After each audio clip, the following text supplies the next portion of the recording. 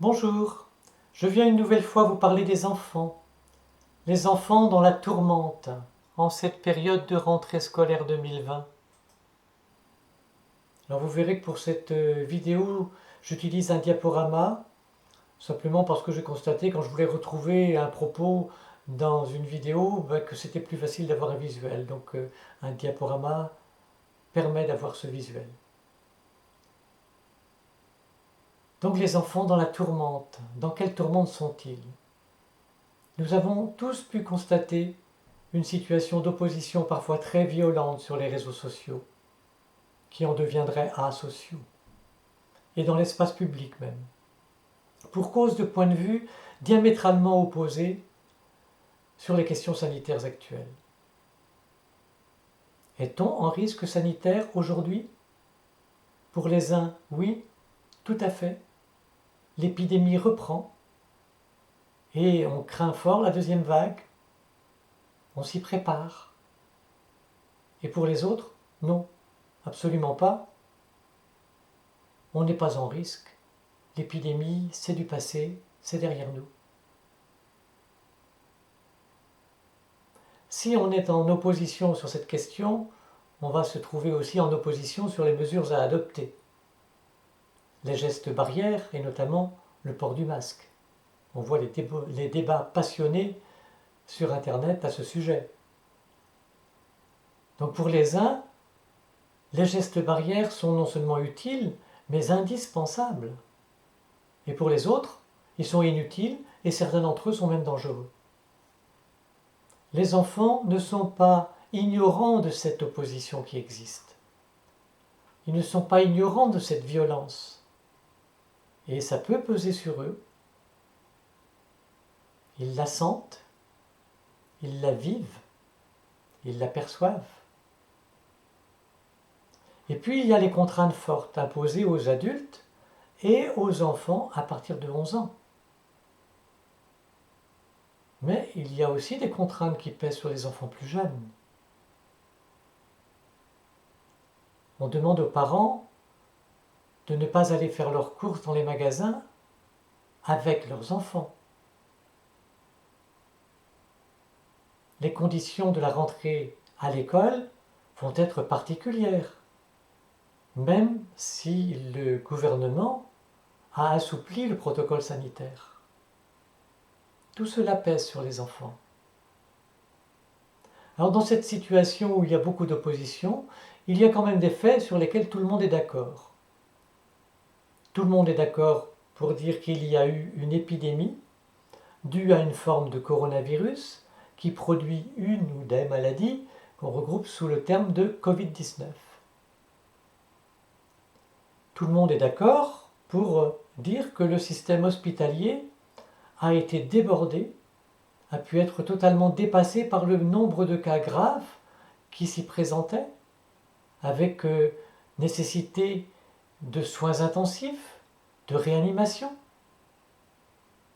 Et tout le monde est d'accord actuellement pour dire qu'il y a une augmentation du nombre de tests positifs au Covid-19.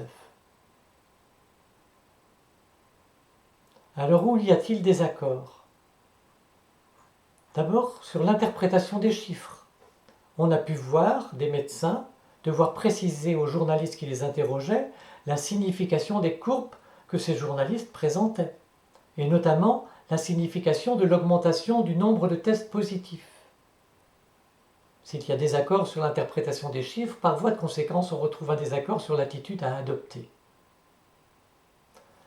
Dans la logique des journalistes, l'augmentation du nombre de tests positifs signifie qu'il y a une reprise de l'épidémie. Le virus circule toujours, la population est en risque sanitaire, il y a donc lieu de s'inquiéter. Et il y a lieu aussi de protéger la population par les gestes barrières. Distanciation sociale, lavage des mains au gel hydroalcoolique, port du masque. Le but étant de stopper la propagation du virus. Dans la logique médicale, puisqu'on teste plus, on a logiquement un nombre plus important de tests positifs. Un test positif signifie que la personne a été en contact avec le virus, mais pas que c'est une personne malade. Elle peut être totalement asymptomatique. Par conséquent, il n'y a pas d'inquiétude à avoir, puisque si le nombre de tests positifs augmente, mais que le nombre d'hospitalisations de patients dans un état grave et le nombre de décès dans le même temps reste proche de zéro, c'est qu'il n'y a pas de reprise de l'épidémie. Donc pas d'inquiétude à avoir. Et les gestes barrières, que sont la distanciation sociale, le lavage des mains au gel hydroalcoolique et le port du masque, n'ont plus de sens. Et ils ont d'autant moins de sens que le but n'est pas d'empêcher ou de stopper la propagation d'un virus qui a perdu de sa dangerosité, mais de permettre le renforcement de notre immunité, l'adaptation de notre corps.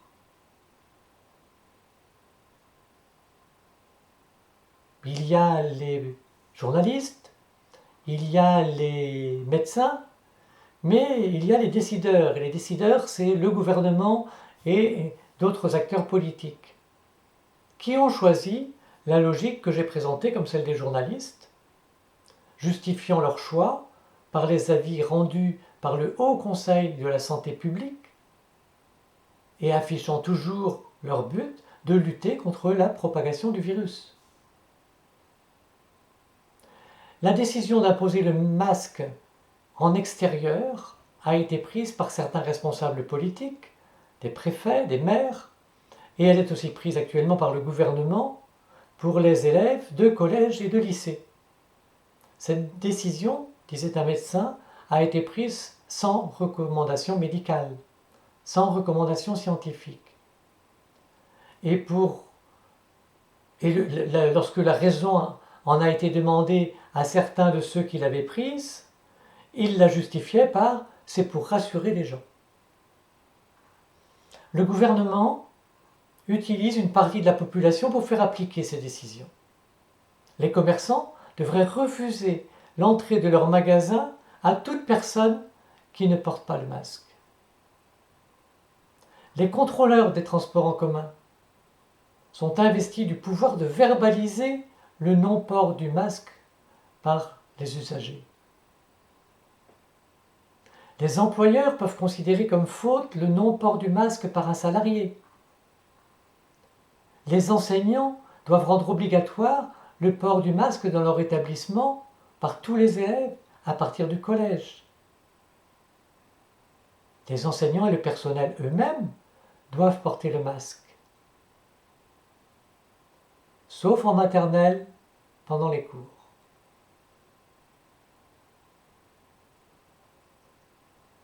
Quel est le moteur de l'acceptation des règles édictées? Pourquoi les accepte-t-on? Ce moteur, c'est la peur. Car s'il demeure une pandémie aujourd'hui, c'est bien une pandémie de peur. Peur de la maladie et de la mort, donc peur de la contamination, peur de la répression policière, 135 € l'amende pour non-respect du port du masque, qui passe à 200 € s'il y a récidive dans les 15 jours, et à je ne sais plus combien, mais beaucoup plus après. Il est certain que s'il n'y avait pas cette répression policière, il y aurait beaucoup moins de monde à porter le masque. Il y a la peur de la violence sociale. On a pu voir des gens se faire agresser parce qu'ils ne portaient pas le masque, d'autres se faire agresser parce qu'ils demandaient à quelqu'un qui ne portait pas de masque d'en mettre un. La peur de perdre son emploi pour un salarié qui ne mettrait pas le masque dans son entreprise. Les enfants sont pris dans la tourmente. La peur, la violence, le stress ambiant les touchent forcément, vraisemblablement plus qu'il n'y paraît, car leur mode d'expression diffère de ceux des adultes, qui de ce fait peuvent passer à côté d'une expression éventuelle d'un mal-être ou d'une souffrance. Quel monde social leur donne-t-on à voir? Quel modèle social leur donne-t-on? Cette peur, cette violence et ce stress vont se trouver renforcés pour les enfants et les adolescents à partir de la rentrée scolaire. Ils ont entendu les débats passionnés, empreints d'agressivité, voire de violence qui agitent les réseaux sociaux. Ils ont leur propre point de vue. Je crains que se reproduisent au sein même du système scolaire, et particulièrement dans les collèges et lycées, le même conflit, les mêmes agressions que sur les réseaux sociaux. Alors n'oublions pas que la sérénité fait partie des conditions nécessaires aux apprentissages cognitifs. Elle risque fort d'être mise à mal dans le contexte actuel. À l'heure où des voix s'élèvent contre ce qu'on a appelé la violence éducative ordinaire, qui n'a bien évidemment rien d'éducatif et qui ne devrait non seulement pas être ordinaire, mais qui ne devrait pas exister du tout, on en a ajouté une nouvelle.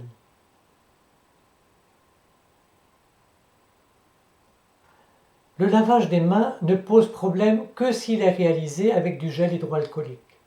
Des dermatologues et des ophtalmologues ont tiré la sonnette d'alarme sur ce point.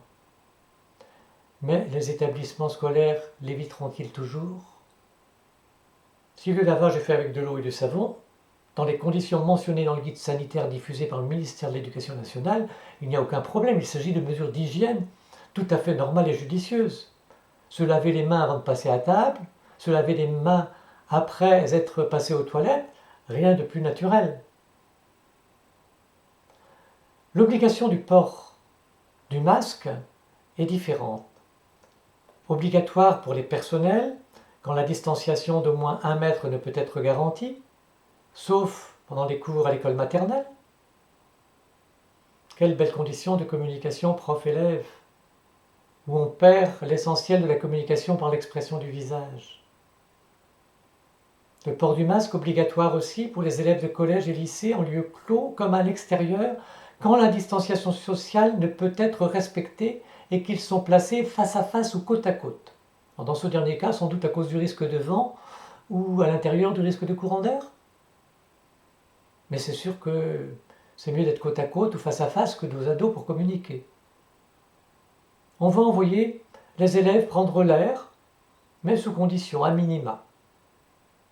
Et à l'école élémentaire, le masque sera mis à disposition pour équiper les enfants présentant des symptômes dans l'attente de leur départ de l'école. Donc on va exclure des enfants malades, vraisemblablement en fonction de symptômes banals, par peur.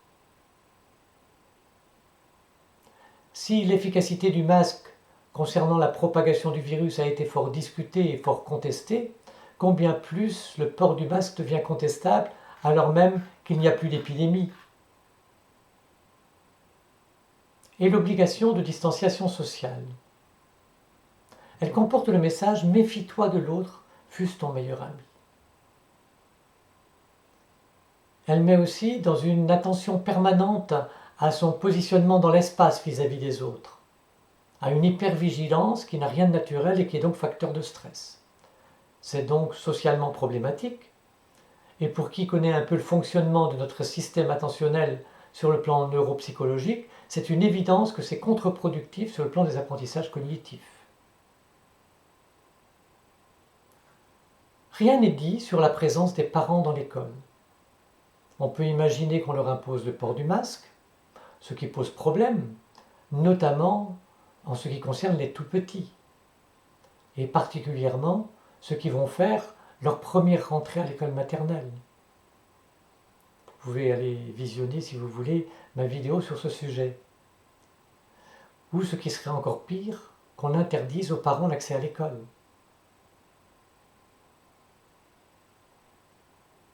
Toutes ces mesures interrogent sur les modèles qu'on présente aux enfants. Modèles de vie sociale, modèle du fonctionnement du corps humain dans son environnement où il y a forcément des bactéries, des virus et autres microbes. Modèle de la maladie, de la santé et de la conservation de cette santé. En guise de conclusion, si lors d'une grippe saisonnière les systèmes de santé avaient été débordés comme ils l'ont été pour le Covid-19, vraisemblablement, on aurait eu les mêmes raisonnements et les mêmes réactions. Or, la grippe n'a jamais conduit à la recherche de personnes qui ont été en contact avec une personne grippée.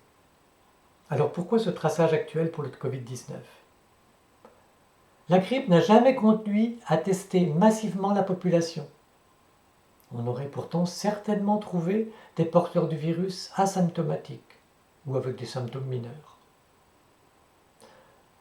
La grippe n'a jamais conduit à la mise en place de gestes barrières tels que le lavage des mains au gel hydroalcoolique, la distanciation sociale ou le port du masque. Pourtant, la grippe fait chaque année des centaines de milliers de morts dans le monde. Alors, mesdames et messieurs les politiques, merci de rassurer la population. Rassurer la population, non pas en lui imposant le port du masque, qui constitue un rappel constant que l'on peut être infecté par un virus, contaminé par nos voisins, nos amis. Ça n'a rien de rassurant. Non pas non plus en restreignant les relations sociales, les activités culturelles ou sportives nécessaires à la bonne santé. Non pas en faisant verbaliser par les forces de l'ordre le non-port du masque, non pas en mettant à contribution les commerçants, les enseignants, les chefs d'entreprise, les contrôleurs des transports publics pour faire imposer les gestes barrières qui n'ont aujourd'hui plus de sens. Mais rassurer la population en supprimant l'obligation des gestes barrières inutiles, voire néfastes, et en expliquant à la population que si cette obligation est supprimée, c'est parce qu'il n'y a plus d'épidémie. Et rassurer aussi la population en demandant aux médias de cesser d'affirmer que l'épidémie reprend et d'expliquer que l'augmentation des tests positifs, si tant est qu'il y ait le moindre sens à en informer tout le monde, n'est pas synonyme de reprise de l'épidémie. N'oubliez pas les conséquences de vos décisions et de vos actes sur nos enfants, s'il vous plaît. Quel modèle du monde leur donne-t-on ? Quel modèle de l'humain leur donne-t-on ? Merci de votre attention. Je reste ouverte à vos appréciations et commentaires sur cette vidéo. Et je vous dis à bientôt.